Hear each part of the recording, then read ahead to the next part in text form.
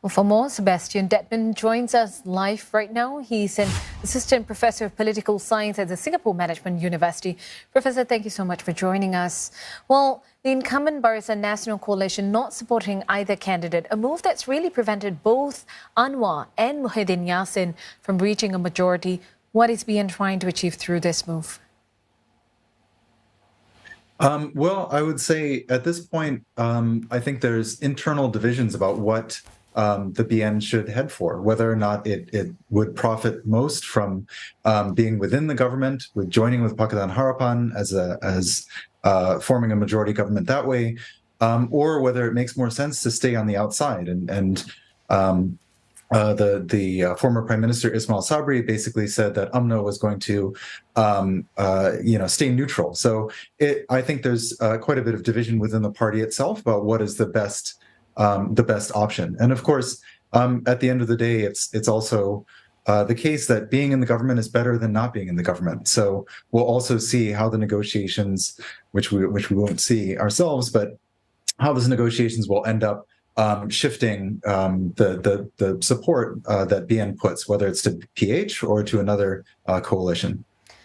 Well, the King earlier met with both Muhyiddin Yassin and Anwar Ibrahim, and we're currently waiting for the official statement from the palace itself. On what basis do you think the King will make the decision?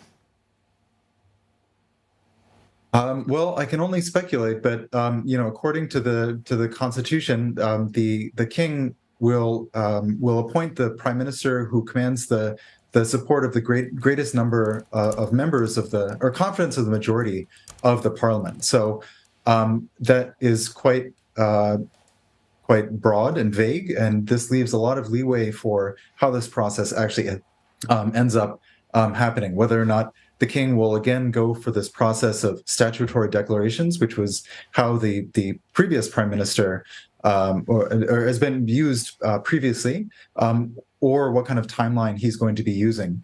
As your show just indicated, Anwar made some broad comments about what the King had suggested. So it's also unclear what's on the King's mind about which of these factors is going to be most important, whether it's the line is about stability, about making sure that there's an inclusive government. What that means in practice is of course up to the King at this point. Well, Prof, perhaps you could tell us, how do you see this delay in forming the government, knowing who's the next Prime Minister, is going to impact Malaysia, which has been battling political instability for quite some time right now?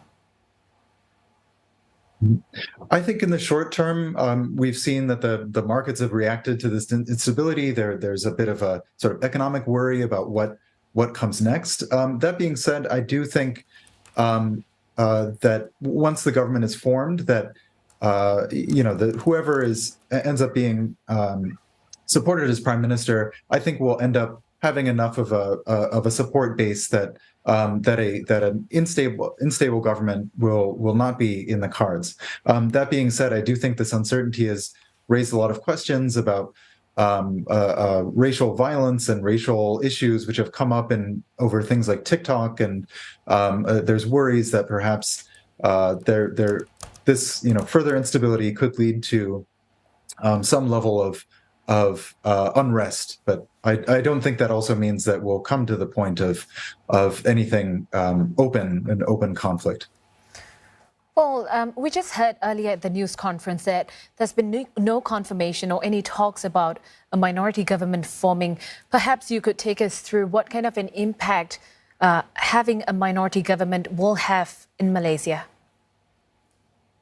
Mm-hmm. Well, I think it would be, it's obviously unprecedented, and I think it raises a lot of questions about governance and what sort of deal would be put in place in order for that minority government to stay in power. So whether that means some sort of memorandum of understanding or a confidence and supply agreement with the opposition.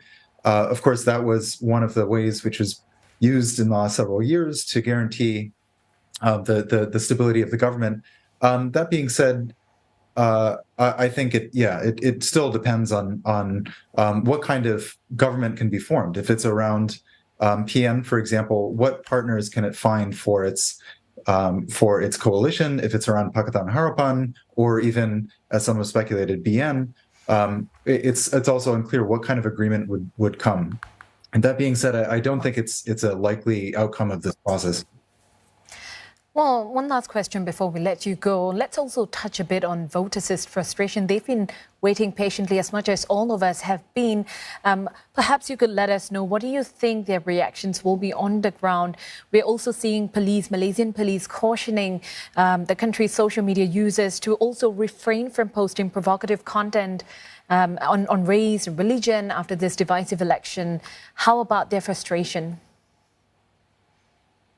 Yeah, I would agree. I think, from the perspective of voters, of course, this must be a very frustrating process. It's unclear at the end of the day who's going to form the government. Also, the types of coalitions which are being mooted are sometimes quite different from what voters initially came into the election hoping to support.